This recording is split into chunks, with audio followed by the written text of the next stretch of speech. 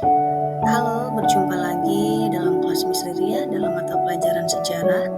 Nah, pada pertemuan kali ini misalkan membahas tentang reformasi gereja. Kalian simak baik-baik ya. Apa sih yang dimaksud reformasi gereja?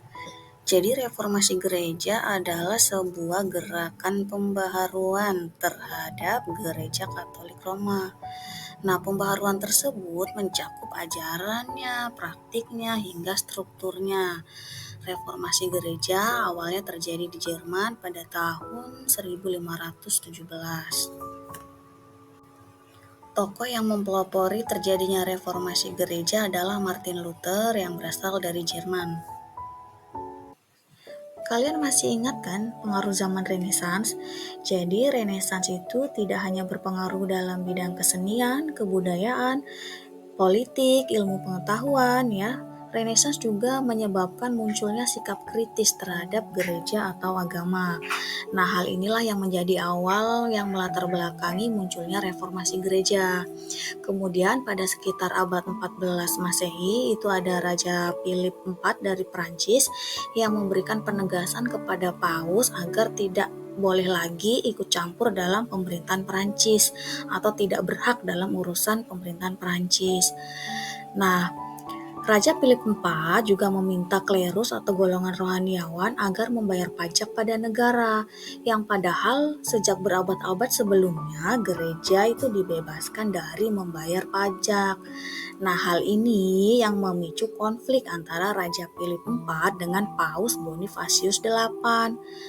Paus pun kemudian mengeluarkan surat keputusan yang melarang raja memungut pajak pada klerus tanpa persetujuan Paus. Nah, Raja Philip IV kemudian membalas dengan melarang gereja dan negara mengirim derma apapun ke Roma, tempatnya Paus berkuasa, sehingga Roma mengalami krisis keuangan. Nah, di saat terjadinya krisis keuangan di Roma, Paus Bonifacius VIII mengumumkan adanya pengampunan dosa atau indulgensi dengan cara membeli surat pengampunan dosa. Nah, hal inilah yang menjadi penyebab reformasi gereja ya. Jadi dapat kita simpulkan ya, penyebab reformasi gereja itu yang pertama adanya penyimpangan gereja Katolik yang melakukan penjualan indulgensi atau surat pengampunan dosa, yang mana sebagian besar uang hasil dari penjualan surat pengampunan dosa itu malah digunakan untuk kepentingan pribadi orang-orang gereja atau bisa disebut korupsi gitu. Nah, kemudian sebab yang kedua itu tumbuhnya peran negara yang ingin menjalankan pemerintahan secara independen, lepas dari pengaruh gereja, contohnya Raja Philip IV tadi dari Prancis. Kemudian sebab yang ketiga adanya berkembangnya tradisi intelektual yang dari zaman Renaissance kan nanti memunculkan golongan-golongan pemikir atau golongan intelektual yang nantinya mereka mulai kritis tuh mempertanyakan tentang dogma-dogma gereja. Nah, sekarang simak ya bagaimana proses terjadinya reformasi gereja. Jadi, pada awalnya gerakan reformasi gereja itu diawali ketika Martin Luther memaku atau menempel 95 dalil di depan pintu atau tembok gereja Wittenberg di Jerman. Nah, secara garis besar, ke-95 dalil tersebut berisi tentang kepercayaan, doktrin, dan praktik penyimpangan dalam gereja Katolik yang menurut Martin Luther harus segera direformasi. Namun, 95 dalil yang diinisiasi Martin Luther itu tidak digubris oleh pihak gereja. Justru pemikiran Martin Luther malah dianggap sesat. Nah, Martin Luther bahkan diminta untuk mencabut ke-95 dalilnya oleh Paus Leo X dan Kaisar Charles V karena dianggap menyimpang. Tapi Martin Luther menolak permintaan tersebut, sehingga pada 18 April 1521 sebagai bentuk penolakannya Luther memulai gerakan Protestan. Nah, gerakan Protestan ini kan menginginkan ajaran agama agar dilaksanakan sesuai dengan Alkitab.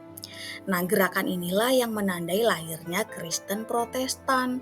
Dan karena dibawa oleh Martin Luther, maka ajarannya disebut dengan Lutheran. Nah, ini ada gambar ilustrasi ya, lukisan dari Ferdinand Pauwels. Ini menggambarkan Martin Luther yang sedang memaku kritiknya atau 95 dalilnya itu ke pintu gereja Katolik Roma di Jerman. Dengan terjadinya reformasi gereja tentunya memberikan pengaruh yang sangat besar ya. Antara lain yang pertama itu munculnya Protestanisme. Itu maksudnya perlawanan yang kuat terhadap gereja Katolik Roma yang dipelopori oleh Martin Luther tadi itu mendorong para pengikutnya Martin Luther mendirikan gereja sendiri yang lepas dari gereja Katolik Roma. Itulah Protestanisme. Kemudian ada sekulerisme. Itu sekulerisme yaitu paham yang memisahkan antara urusan agama dan negara, sehingga agama nggak boleh lagi ikut campur dalam urusan pemerintahan. Kemudian ada etika Protestan.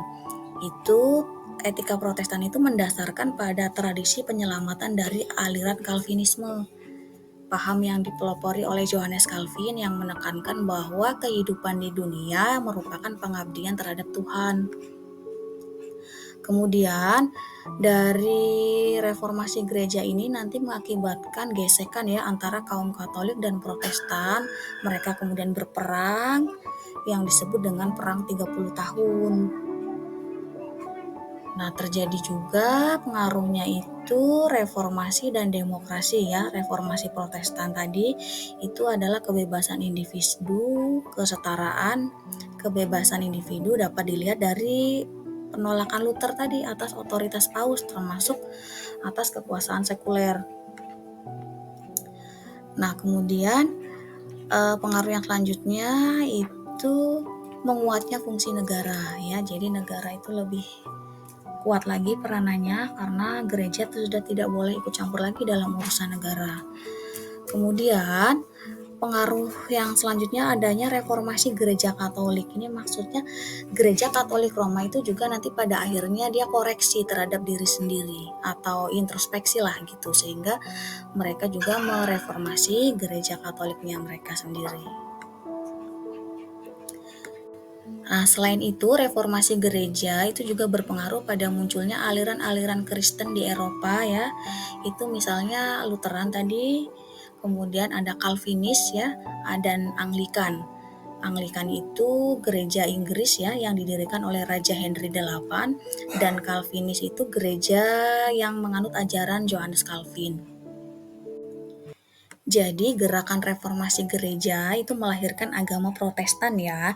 Nah, oleh karena itu sampai saat ini agama Protestan termasuk salah satu agama besar di dunia yang berdampingan dengan Katolik. Nah, itulah materi tentang reformasi gereja ya. Semoga kalian bisa memahaminya dengan baik. Dan sampai jumpa lagi di pertemuan selanjutnya. Terima kasih.